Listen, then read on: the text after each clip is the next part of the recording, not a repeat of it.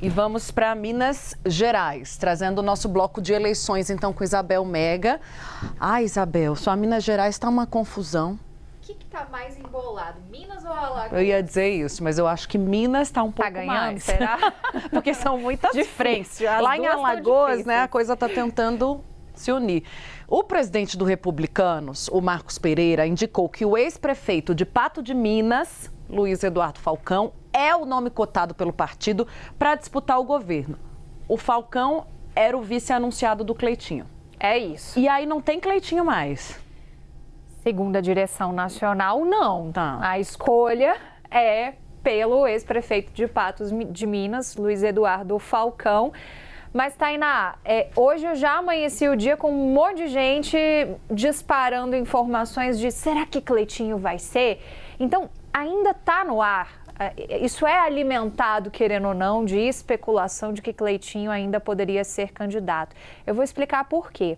Ontem, Republicanos lá em Minas Gerais mandou um comunicado, eles precisam fazer isso na iminência do prazo de finalização das convenções, mandou um comunicado à Justiça Eleitoral dizendo o seguinte: vamos ter candidato ao governo, mas sem indicar quem vai ser o candidato ao governo. Então, isso ajuda a contribuir para as especulações diante de todo esse vai e vem, essa instabilidade em torno do nome de Cleitinho, de que, eventualmente, ainda teria uma chance dele ser candidato. Vamos combinar, né? O partido no estado fala muito, mas a direção nacional também ajuda a trazer um pouco a bola no chão. E o que a direção nacional está apontando é de que a opção deles é de que eles devem lançar o Luiz Eduardo Falcão, que era justamente a figura que Cleitinho, ele mesmo chegou a falar, teria como vice. Então, esse é o cenário do Republicanos. Agora, vamos lembrar um outro ponto. Republicanos tinha como plano B, não uma candidatura própria, né, com um nome alternativo a Cleitinho, mas encabeçar a chapa de Marcelo Aro. Lembra dele? Foi secretário do governo Romeu Zema. Originalmente estava na chapa de Matheus Simões, que é o atual governador de Minas Gerais do PSD. Marcelo Aro é do PP. E o que aconteceu? A reviravolta da reviravolta, porque voltou ao ponto original. A candidatura de Marcelo Aro, que foi costurada diante desse vai e vem de Cleitinho, foi costurada por partidos da direita e do Centrão, não decolou. Voltou ao plano original e ele foi confirmado como candidato na chapa do governador Matheus Simões. Então, de tudo que aconteceu nessas reviravoltas da direita em Minas Gerais, Matheus Simões voltou a demonstrar força porque conseguiu aglutinar seu grupo político em torno do seu próprio projeto. Ontem a gente falava aqui que o PL acabou não entrando nessas negociações finais com um acordo e decidiu lançar uma candidatura própria com Flávio Roscoe, porque isso era importante também para a presença de Flávio Bolsonaro em Minas Gerais. Divisão completa, né? A gente vai ter cada partido com um candidato, que coisa. Parece a eleição de 1989 para a presidência da República, que tinha um monte de candidato. Ô Isabel, e como fica a chapa de Patrus Ananias? Ontem a gente falava que o PSB não ia apoiá-lo mais, mas teve uma interferência de cima, é isso? Azedou na reta final, quase que não foi, mas aí os bombeiros e grandes bombeiros tiveram que entrar em campo. Teve ligação de João Campos para o presidente Lula. Teve Rodrigo Pacheco, lembra dele? Que se a direita está bagunçada, Pacheco ajudou a bagunçar a esquerda, porque ele era o plano número 1 do presidente Lula.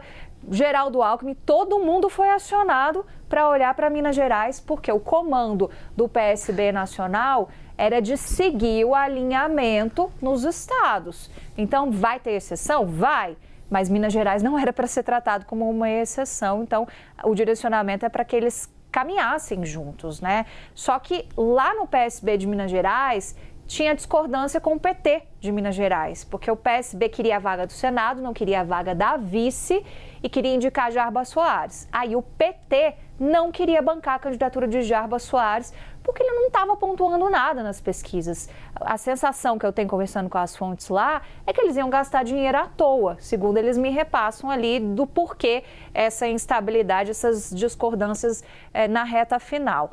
No final das contas, o que prevaleceu foi a orientação do Comando Nacional, então um alinhamento que vai se replicar em Minas Gerais, e Jarbas Soares vai ser vice de Patrus Ananias, vice de seu professor. Eles tinham uma relação de longa data. Jarbas foi aluno de Patrus Ananias, então foi essa configuração final fechada em Minas Gerais, mas com tudo acontecendo também nos 45 do segundo tempo.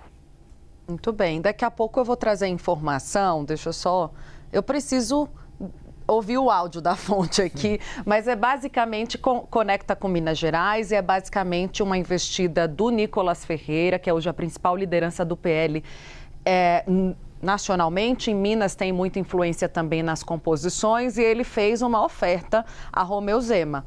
Me confirmou que telefonou para Romeu Zema para pedir que Zema desistisse da candidatura à presidência, concorresse ao Senado e colocou em xeque, dentro da negociação, a candidatura do Flávio Roscoe.